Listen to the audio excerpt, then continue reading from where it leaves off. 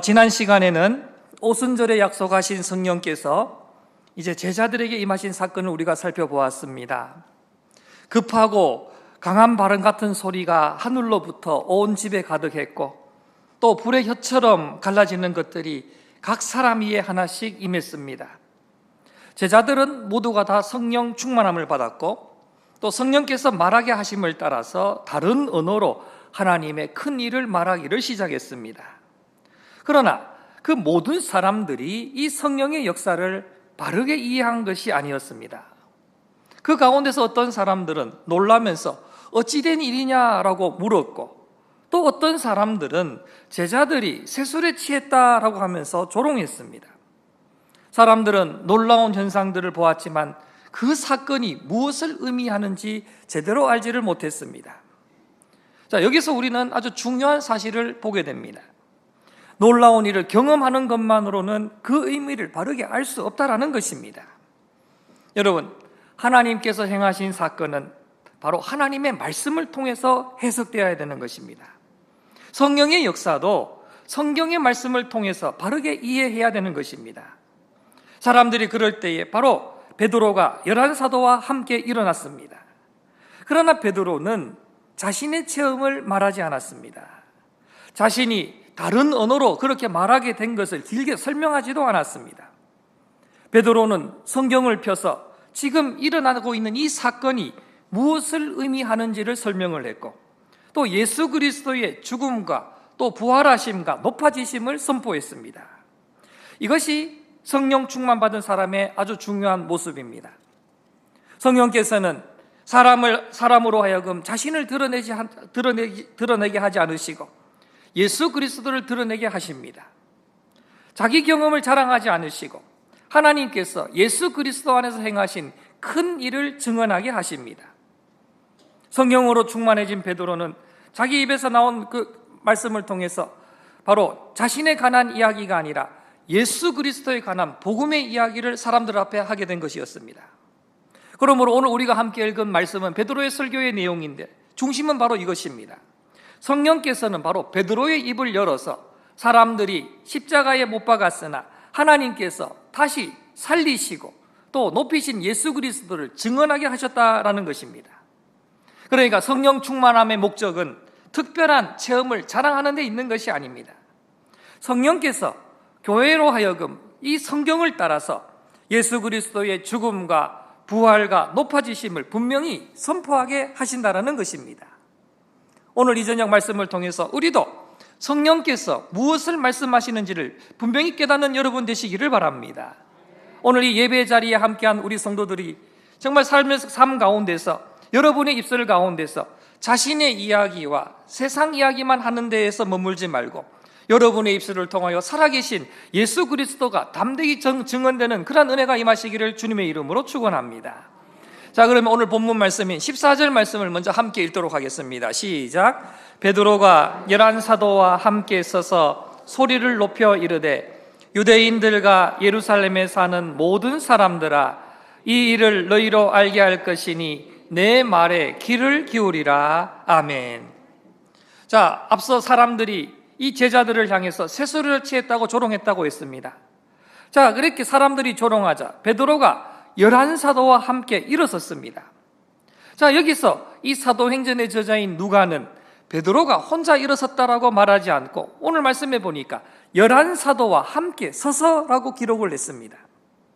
베드로가 대표해서 말씀을 전했지만은 이 12사도가 함께 그 자리에서 복음의 증인으로 서 있었다라는 것입니다. 이 장면에서 우리가 특별히 주목해야 될 사람은 바로 베드로입니다. 베드로의 변화는 성령께서 바로 이 연약한 사람을 어떻게 복음의 증인으로 세우시는지를 보여주는 모습입니다. 여러분들도 다 잘 알고 계시듯이 이 베드로는 예수님께서 붙잡혔을 때에 두려워서 도망쳤던 사람입니다. 어린 여종 앞에서도 예수님을 모른다고 부인했고 3번씩이나 부인했던 사람입니다. 그러나 성령의 충만함을 받은 베드로는 더 이상 숨어 있지 않았습니다. 수많은 사람 앞에 서서 소리 높여 말했습니다. 사랑하는 성도 여러분, 우리도 살아가면서 특별히 신앙생활하면서 이 베드로처럼 두려워할 때가 많이 있습니다. 여러분 앞에 서 있는 지금 이 목사도 솔직히 두렵습니다. 강단에 설 때마다 두렵고, 또 사람들 앞에서 복음 말하는 것이 두려울 때도 있고, 신앙을 드러내는 것이 부담스러울 때가 있습니다. 그래서 어디 가서 모르는 사람 앞에서는 제가 목사입니다 말하는 것이 자신이 생기질 않아요. 그만큼 저도 부담스러운 일들이 많습니다. 그러나 여러분, 우리의 부족함이 우리의 사명을 포기할 이유가 될 수는 없는 것입니다. 성령께서 이 연약한 베드로를 붙들어서 담대한 증인으로 세우셨듯이 오늘 성령께서도 우리도 붙들어 주시고 사용하신다는 사실을 믿으시기를 바랍니다. 여러분, 이거 꼭 기억하셔야 돼요. 베드로는 오늘 말씀해 보니 사람들에게 이 일을 너희로 알게 할 것이니 내 말에 귀를 기울이라라고 말합니다. 사람들은 지금 눈에 보이는 놀라운 현상을 보았습니다. 하지만 그들은 그 의미를 알지를 못했습니다. 그래서 베드로는 지금 눈앞에 일어난 일이 어떤 일인지 무슨 일인지 지금 설명하기를 시작합니다. 15절에 때가 제3시니 너희 생각과 같이 이 사람들이 취한 것이 아니라 라고 말합니다. 여러분, 유대인의 시간으로 제3시는 오늘 우리의 시간으로 따지면 오전 9시쯤 되는 시간입니다.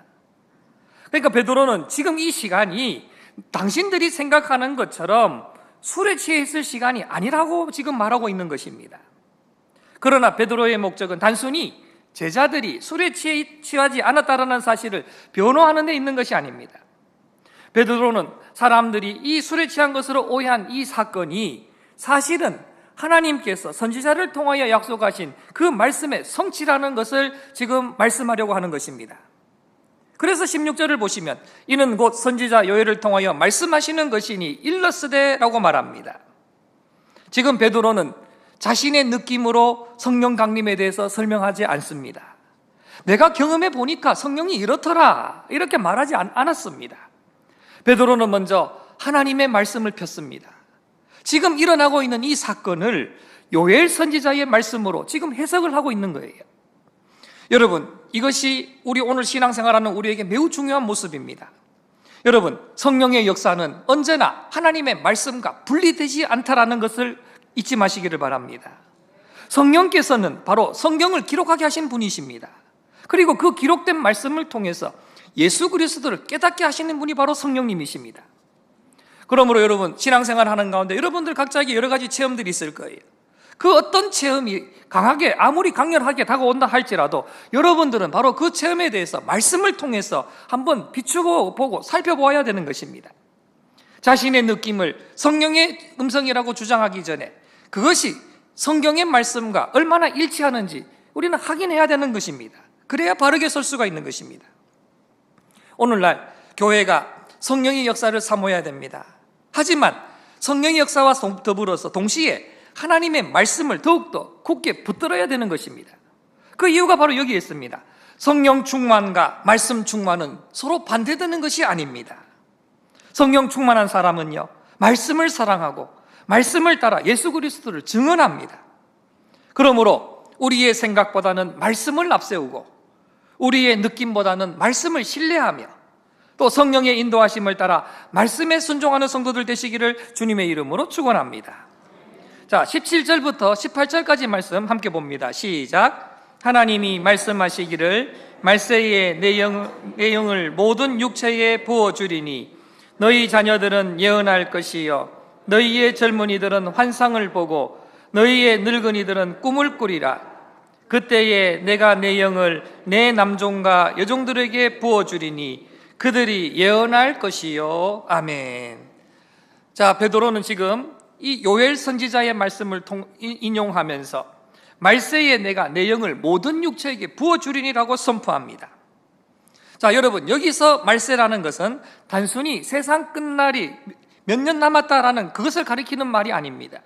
여기서 말세는 예수 그리스도께서 오셔서 구원의 일을 이루시고 다시 오실 때까지 이어지는 구원의 시대를 의미하는 것입니다. 오순절 이 성령 강림의 사건을 통해서 하나님께서 약속하신 그 마지막 시대가 시작되었다라는 것을 보여주시는 것입니다. 하나님께서는 내 영을 모든 육체에 부어주리니라고 말씀하셨습니다. 여러분, 이 말씀은요, 세상의 모든 사람들이 자동적으로 성령을 받는다라는 뜻이 아닙니다. 계속해서 이어지는 말씀을 보면은 자녀와 젊은이, 늙은이, 또 남종과 여종이 함께 언급되고 있습니다.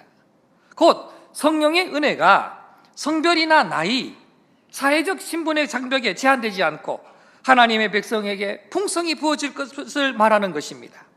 그래서 오늘 본문을 보십시오. 너희 자녀들은 예언할 것이요 너희의 젊은이들은 환상을 보고 너희의 늙은이들은 꿈을 꾸리라. 그때에 내가 내 영을 내 남종과 여종들에게 부어주리니 그들이 예언할 것이요 라고 말씀합니다. 자, 여러분, 여기서 예언은 단순히 개인의 미래를 알아맞추는 일을 뜻하는 것이 아닙니다. 여기서 예언은 성령께서 깨닫게 하신 하나님의 뜻과 구원의 역사를 선포하는 것을 말하는 것입니다. 오순절의 제자들이 앞에서 우리가 살펴봤지만 여러 언어로 하나님의 큰 일을 말하기 시작한 것도 바로 이 약속의 성취였던 것이었습니다. 또한 말씀에 젊은이들은 환상을 보고 늙은이들은 꿈을 꾼다라고 말씀했는데 이 말씀을 개인의 성공이나 목표에 관한 그런 말로 이해해서는 안 됩니다. 이 말씀은 하나님께서 성령을 통하여 모든 세대에게 자신을 알리시고 하나님의 구원의 계획에 참여하게 하신다라는 뜻입니다. 그러니까 뭡니까? 젊은 세대만 쓰임받는 것이 아니고 또 나이가 많다고 해서 하나님의 사명이 끝난 것이 아니라는 것입니다. 여러분, 하나님의 나라에서는 쓰임받지 못할 세대가 없다라는 것을 잊지 마시기를 바랍니다. 어린 자녀도, 청년과 장년도, 또 연세가 많은 성도도 바로 성령의 다스림을 받게 되면 하나님의 큰 일을 할 수 있다는 것입니다. 이어서 19절부터 21절까지 말씀도 우리 함께 보도록 하겠습니다. 시작. 또 내가 위로 하늘에서는 기사를 아래로 땅에서는 징조를 베풀리니 곧 피와 불과 연기로다. 주의 크고 영화로운 날이 이르기 전에 해가 변하여 어두워지고 달이 변하여 피가 되리라. 누구든지 주의 이름을 부르는 자는 구원을 받으리라 하였느니라. 아멘. 자, 여러분, 우리가 함께 읽은 이 19절부터 21절까지 말씀에 보면은요, 하늘과 땅에 나타날 기사와 징조가 기록되어 있습니다. 해가 어두워지고 달이 피처럼 변한다라는 그런 표현도 나타나고 있습니다. 즉, 오순절을 통해서 마지막 시대가 시작되었지만은 주의 크고 영화로운 날이 아직 완성되지 않았습니다. 그래서 성령 강림은 구원의 문이 열렸음을 보여주는 동시에 마지막 심판의 날이 다가오고 있음을 알리는 사건이 바로 성령 강림의 사건이라는 것입니다. 그래서 오늘 성경에 나타나고 있는 이 요엘의 예언과 또 베드로의 인용은 바로 21절 말씀을 향해서 나아가고 있습니다. 무슨 말씀입니까? 누구든지 주의 이름을 부르는 자는 구원을 받으리라 라는 이 말씀입니다. 여러분, 이 말씀이 바로 성령 충만의 중요한 목적인 것입니다. 성령께서는 사람들에게 신비한 현상을 보여주는 데서 멈추지 않으십니다. 죄인들이 예수 그리스도의 이름을 부르고 구원받게 하셨습니다. 성령께서는 복음을 듣게 하시고 예수님이 누군지 깨닫게 하시며 믿음으로 주님의 이름을 부르게 하십니다. 여러분, 오늘 말씀에 누구든지라고 했어요. 이 말씀에는 바로 누구에게든지 복음의 문이 활짝 열려 있다라는 것입니다. 민족과 성별과 나이와 신분을 막론하고 누구든지 주의 이름을 부르면 구원을 받는다라고 하셨습니다. 할렐루야. 그러나 여러분, 기억하십시오. 주의 이름을 부른다고 했는데 주의 이름을 부른다는 것은 입술로만 이름만 반복해서 부르는 것을 뜻하지 않습니다. 예수님이 나를 구원해 주실 유일한 주님이심을 믿고 자신을 예수님께 맡기는 것이 바로 믿음의 고백입니다. 나의 공로와 내 의를 내려놓고 십자가에서 죽으시고 부활하신 그 예수 그리스도만을 의지하는 것입니다. 성도 여러분, 우리도 구원받았습니다. 우리가 구원받았는 것은 우리의 선함이나 우리의 공로 때문이 아닙니다. 우리의 신앙의 경력이 길거나 교회에서 많은 일을 감당했기 때문에 우리가 구원받은 것이 아닙니다. 그럼 우리가 어떻게 구원받았습니까? 주님의 이름을 부르며 예수 그리스도를 믿었기 때문에 우리가 구원받은 것입니다. 자, 그렇다면 여러분, 우리가 불러야 될 그 주는 누구입니까? 오늘 베드로의 설교에서 바로 이 질문에 답하고 있습니다. 자, 21절 보십시오. 21절에서 뭐라고 합니까? 누구든지 주의 이름을 부르는 자는 구원을 받으리라고 했습니다. 이렇게 선포한 베드로는 오늘 본문 마지막 36절에서는 그 주가 바로 예수 그리스도이심을 분명하게 밝히고 있는 것입니다. 자, 이제 베드로는 22절부터 바로 그 주님이 누구냐? 바로 그 주님이 십자가에서 죽으시고 하나님께서 다시 살리신 나사렛 예수이심을 다시금 선포하고 있습니다. 자, 22절 말씀 함께 봅니다. 시작. 이스라엘 사람들아 이 말을 들으라. 너희도 아는 바와 같이 하나님께서 나사렛 예수로 큰 권능과 기사와 표적을 너희 가운데서 베푸사 너희 앞에서 그를 증언하셨느니라. 아멘. 자, 여러분, 베드로가 뭐라고 합니까? 이스라엘 사람들아 이 말을 들으라 라고 외치고 있습니다. 그리고 곧바로 나사렛 예수 그리스도에 대해서 증언하기 시작합니다. 베드로는 이 성령 강림의 의미를 설명하면서 결국에는 예수 그리스도로 나아가고 있습니다. 성령께서는 자신을 드러내시는데 머물지 않고 언제나 예수 그리스도를 높이시고 또 예수를 증언하게 하셨습니다. 베드로는 바로 이 예수님을 뭐라고 합니까? 나사렛 예수라고 지금 부르고 있습니다. 나사렛은 당시 사람들이 대단하게 여겼던 곳이 아니었습니다. 예수님께서도 당시 사람들에게 나사렛 출신으로 알려져 있었습니다. 그러나 하나님께서는 바로 그 나사렛 예수님을 통하여 큰 권능과 기사와 표적을 행하셨다라고 오늘 22절에 말씀하고 있습니다. 그리고 베드로가 뭐라고 말하느냐? 너희도 아는 바와 같이라고 말하고 있습니다. 자, 무슨 말이냐 하면은 예수님께서 행하신 일은 사람들 몰래 일어난 일이 아니었다라는 거예요. 많은 사람들이 그것을 직접 보고 예수님께로 들고 달려왔습니다. 당시 예루살렘에 모인 사람들 가운데는 이 예수님의 말씀과 행하신 일을 알고 있었던 사람들이 모두 있었다라는 것입니다. 하나님께서는 이 예수님의 말씀과 사역을 통하여 바로 예수님이 누구신지를 분명하게 증언하셨던 것입니다. 23절을 보십시오. 그가 하나님께서 정하신 뜻과 미리 아신 대로 내준 바 되었거늘 너희가 법 없는 자들의 손을 빌려 못 박아 죽였으나 라고 말씀하고 있습니다. 자, 여러분, 예수님을 못 박은 사건에 대해서 베드로가 말하고 있는데 지금 이 예수님의 십자가를 바라보는 이 두 가지 사실이 지금 이 말씀에 함께 나타나고 있습니다. 뭐냐? 하나는 하나님의 주권적인 계획이고 다른 하나는 인간의 죄와 책임이라는 것입니다. 여러분, 예수님께서 십자가에서 죽으신 것은 그저 우연한 사건이 아닙니다. 사람들의 계획이 하나님의 뜻을 실패하게 만든 것도 아니었습니다. 베드로는 예수님께서 하나님께서 정하신 뜻과 미리 아신 대로 내준 바 되었거늘이라고 말하고 있습니다. 즉 예수님의 십자가는 하나님께서 죄인을 구원하시기 위하여 영원전부터 계획하셨던 그런 구원의 사건이라는 것입니다. 그렇다고 해서 예수님을 십자가에 못 박은 사람들의 죄가 없어지는 것은 아닙니다. 베드로가 뭐라고 말합니까? 너희가 법 없는 자들의 손을 빌려 못 박아 죽였으나 라고 말하고 있습니다. 아주 이 사실에서 분명하게 언급하고 있습니다. 유대 지도자들은 예수님을 로마 총독에게 넘겼고 로마 군인들의 손에 의해서 십자가를 못 박았습니다. 또 그들은 자신의 뜻으로 예수님을 거절했고 죄 없는 주님을 죽였습니다. 십자가는 우리 인간의 죄가 얼마나 깊은지를 보여주는 상징입니다. 그러나 하나님께서는 그 죄인들을 구원하시기 위해 독생자를 내어주셨습니다. 인간은 예수님을 죽였지만은 하나님께서는 그 죽음을 통해서 죄인을 살리는 구원의 길을 여셨던 것입니다. 그래서 우리는 십자가를 바라볼 때마다 우리 인간의 죄가 얼마나 깊은지 깨달아야 되는 것입니다. 동시에 죄인을 구원하시는 그 하나님의 은혜에 우리는 감사하며 살아야 되는 것입니다.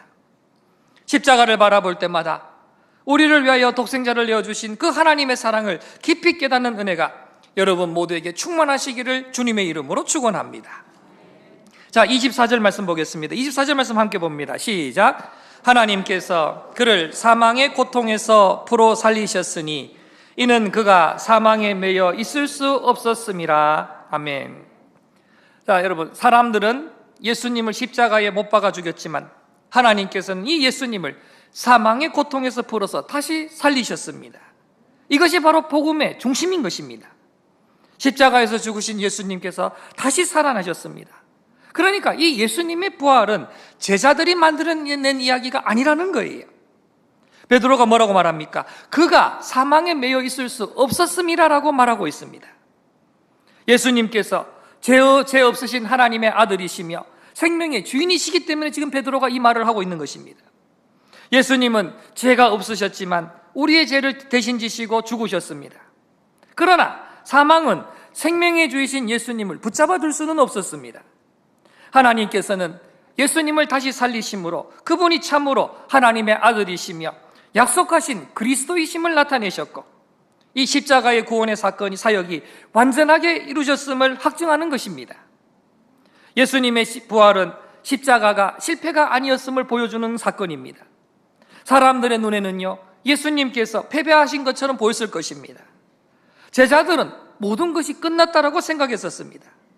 그러나 하나님께서는 바로 그 무덤을 열고 예수님을 다시 살리셨습니다. 그러므로 십자가는 패배가 아니라 죄와 사망을 이기신 승리의 길이었던 것입니다. 그러므로 부활하신 예수님을 믿는 성도에게는 어떤 형편에서도 사라지지 않는 그러한 생명과 소망이 있음을 잊지 마시기를 바랍니다.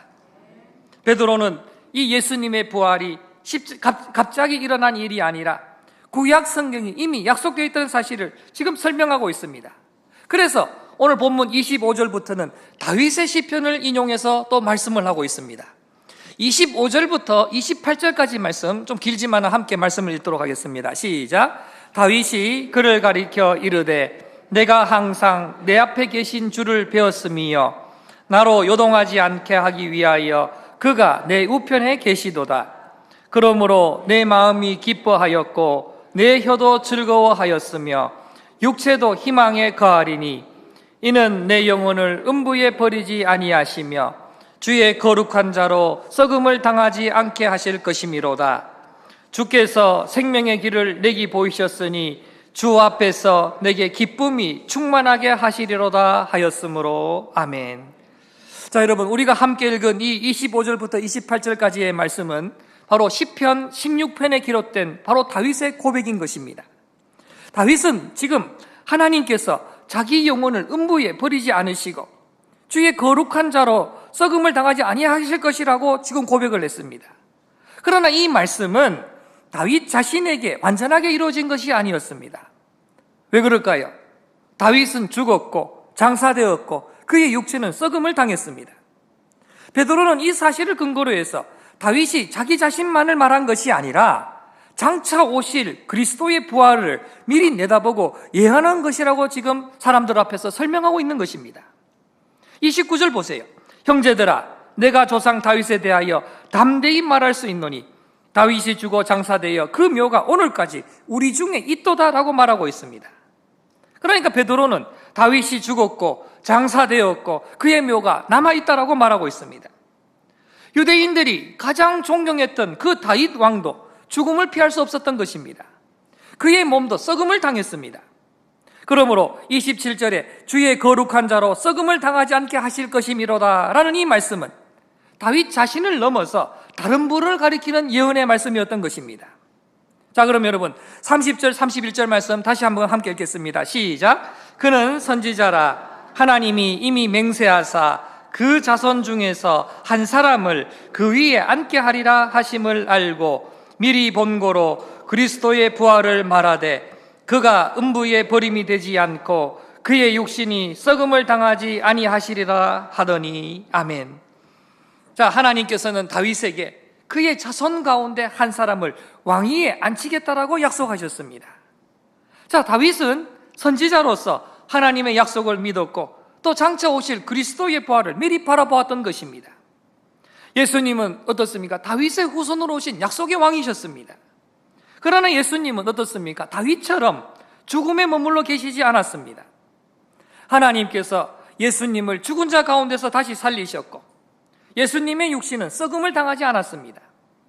32절에서 베드로는 이 예수를 하나님이 살리신지라 우리가 다 이 일의 증인이로다라고 선포를 하고 있습니다. 자, 그러니까 오늘 이 베드로의 설교는 단순하게 추상적인 설교가 아니라는 겁니다. 이 예수를 하나님이 살리신지라라고 지금 분명하게 선포하고 있습니다. 그리고 뭐라고 합니까? 우리가 다 이 일의 증인이라고 말하고 있습니다. 베드로와 사도들은 이 예수님의 부활에 관하여 다른 사람들에게 전해들은 이야기를 말하는 것이 아니었습니다. 그들은 부활하신 예수님을 직접 만난 증인들이었습니다. 여러분, 이것이 바로 사도의 중요한 사명이었습니다.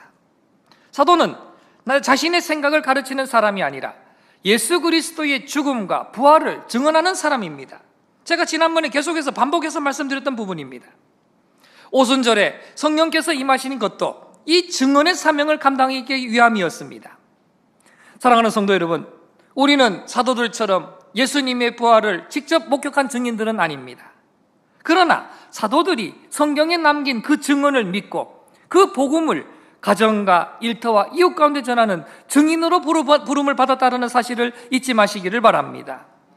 많은 사람들이 복음 전하는 것 두려워합니다. 그러나 복음 전하는 것이 어려운 것이 아니에요. 복음 전하는 것이 어려운 신학적인 용어들을 많이 사용하는 것이 아닙니다. 간단합니다. 하면 보십시오. 예수님께서 나를 위하여 십자가에 죽으셨고 하나님께서 그를 다시 살리셨으며 그를 믿는 자에게 제사함과 영원의 생명을 주신다. 바로 이것이 바로 복음입니다. 우리 성도들 모두가 이 복음 전하는 사역에 기이 쓰임 받기를 주님의 이름으로 축복합니다. 자, 지금까지 베드로는 예수님의 죽음과 부활에 관해서 증언을 했습니다. 자, 그럼 오늘 베드로의 설교를 보니까 이제는 한 걸음 더 나아가서 부활하신 예수님께서 하나님 우편에 높임을 받으셨으며 성령을 부어주신 주님이심을 지금 베드로가 선포하고 있습니다. 자, 33절 말씀 함께 봅니다. 시작. 하나님이 오른손으로 예수를 높이심에 그가 약속하신 성령을 아버지께 받아서 너희가 보고 듣는 이것을 부어주셨느니라. 아멘. 여러분, 하나님께서는 예수님을 죽은 자 가운데서 살리실 뿐만 아니라 하나님 우편에 놓으셨습니다. 그리고 높임받으신 예수님께서 아버지께로부터 받은 그 성령을 지금 제자들에게 부어주셨던 것입니다. 그러므로 오순절의 성령 강림은 예수님께서 살아계시며 지금도 우리 편에서 다스리고 계신다는 증거인 것입니다. 그러니까 뭡니까? 성령 강림의 중심에는 바로 높임받으신 그리스도가 계신다는 거예요. 성령께서 사람들로 하여금 특별한 체험에만 머물게 하지 않으십니다. 그럼 뭘 하십니까? 바로 오늘 말씀처럼 예수님께서 살아계시고 하나님 우편에 앉아서 다스리고 계시고 약속하신 성령을 교회에 부어주시는 주님이심을 깨닫게 하시는 것이 바로 성령 강림의 사건인 것입니다. 성도 여러분, 우리가 성령 충만을 구하는 이유는 단순하게 내 마음이 뜨거워지거나 특별한 체험을 하기 위해서 우리가 성령 충만을 구하는 것이 아닙니다. 성령 충만을 구하는 이유는 성령님의 다스림을 받아서 예수 그리스도를 더욱 분명하게 알고 그분의 말씀에 순종하며 살아계신 주님을 담대히 증언하기 위함인 것입니다. 이어지는 34절과 35절 말씀을 보면 다윗은 하늘에 올라가지 못하였으나 친히 말하여 이르되 주께서 내 주에게 말씀하시기를 내가 내 원수로 내 발등상이 되게 하기까지 너는 내 우편에 앉아있으라 하셨도다 하였으니 라고 말씀을 합니다. 자, 여러분, 베드로는 이번에는 시편 110편을 인용해서 말씀하고 있습니다. 다윗은 주께서 내 주에게 말씀하시기를이라고 기록했습니다. 그럼 무슨 말입니까? 다윗보다 높으신 분, 즉 하나님 우편에 앉으실 분을 가리켜서 지금 다윗이 내 주라고 고백하고 있는 것입니다. 다윗은 이스라엘의 위대한 왕이었지만 하늘에 올라가 하나님 우편에 앉은 사람이 아니었습니다. 이 말씀은 뭐냐? 장차 오실 그리스도, 곧 예수님을 가리키는 예언이었던 것입니다. 하나님 우편에 앉으셨다라는 것은 예수님께서 하나님의 권세와 통치에 참여하시며 왕으로 다스리신다라는 뜻입니다. 예수님은 단순하게 무덤에서 살아나시는 것으로 끝나지 않으셨습니다. 승천하시고 하나님 우편에 앉으셔서 지금도 교회와 역사를 다스리고 계십니다. 할렐루야. 우리는 때때로 세상의 형편과 권세를 바라보며 두려워하며 살아갈 때가 많습니다. 그러나 이 세상의 권세와 우리의 형편은 자꾸 변하고 많은 일이 생긴다 하더라도 하나님 우편에서 다스리시는 예수 그리스도의 통치는 영원하다라는 사실을 잊지 마시기를 바랍니다. 오늘 본문 36절은 오늘 이 베드로 설교의 결론과도 같은 말씀입니다. 자, 36절 말씀 다시 같이 함께 읽습니다. 시작. 그런즉 이스라엘의 온 집은 확실히 알지니 너희가 십자가에 못 박은 이 예수를 하나님이 주와 그리스도가 되게 하셨느니라 하니라. 아멘. 자, 말씀을 보니까 뭐라고 합니까? 베드로가 뭐라고 합니까? 확실히 알지니라고 지금 선포하고 있습니다. 무슨 말이냐면요, 예수님에 관한 복음은 불확실한 추측이나 개인적인 의견이 아니라는 거예요.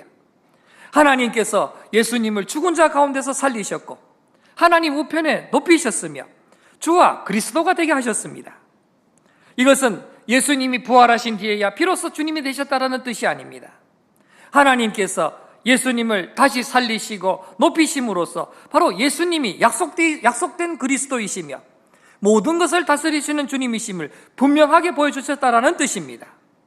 또 36절에서 주라는 말이 나오는데, 이 주라는 말은 예수님께서 모든 것을 다스리시는 권세를 가지신 분이라는 뜻입니다. 또 그리스도라는 말이 나오는데, 이 그리스도라는 말은 하나님께서 약속하신 구원자요 왕이라는 뜻입니다. 사람들이 거절하고 십자가에 못 박은 나사렛 예수님이 바로 하나님께서 보내주신 주와 그리스도라는 뜻입니다. 이 말씀은 당시 유대 사람들에게 매우 무거운 선포였습니다.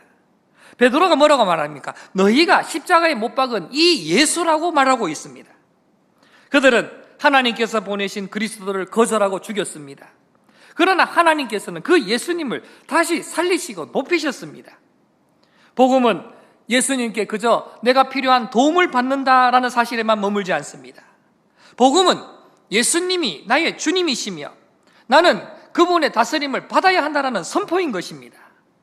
또 예수를 믿는다라는 것은 삶의 주권을 예수님께 드리고 말씀에 순종하는 것입니다.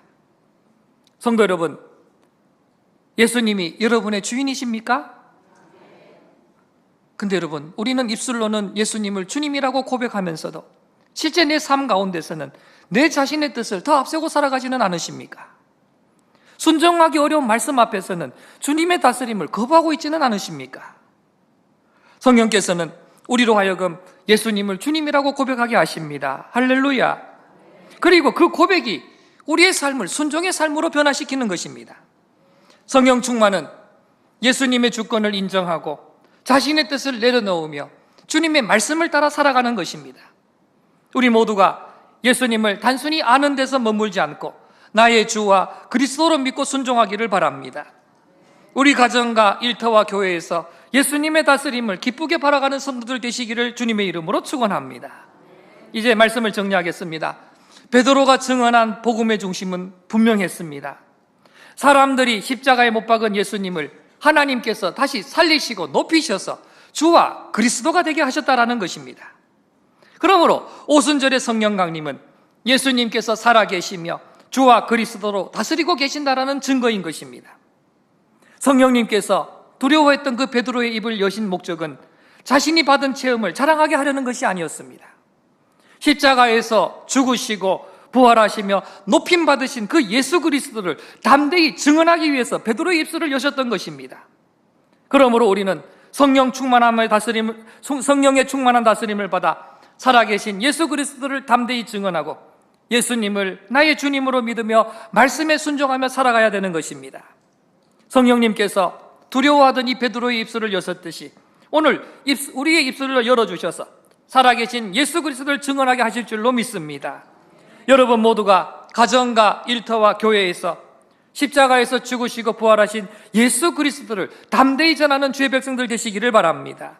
또한 우리의 말과 섬김과 삶을 통해서 예수님이 살아계시며 또 주와 그리스도가 되심이 드러나게 되기를 바랍니다.